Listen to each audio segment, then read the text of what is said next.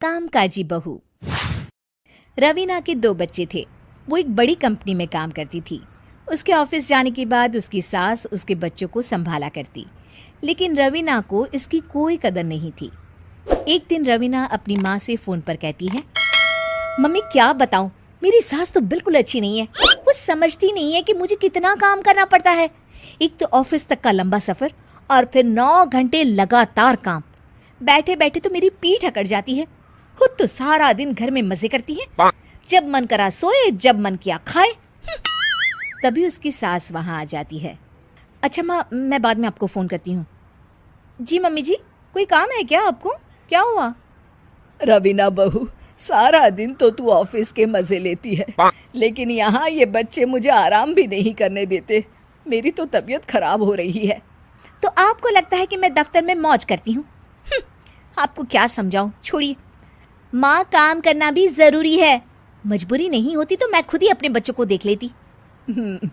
अब आज तो छुट्टी है ना, आज तो कम से कम घर का काम कर ले। बहू काम शुरू करती है।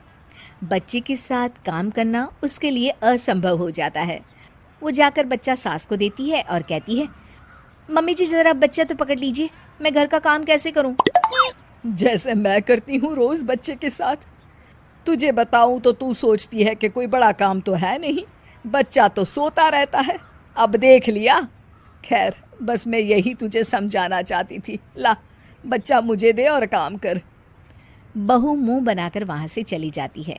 वो मन में सोचती है, बात तो सही है, बच्चे के साथ घर का काम करना असंभव है। वो किसी तरह काम करती है और अगले दिन ऑफिस के लिए निकल जाती है।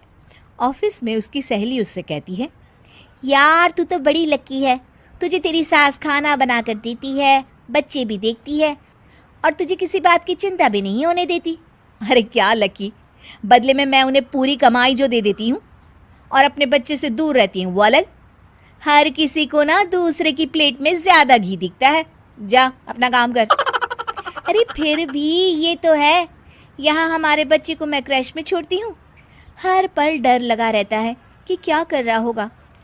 खैर चल, मुझे क्या। बहू घर आती है तो देखती है कि उसकी सास उसके बच्चे को बड़े ही प्यार से खिला रही होती है।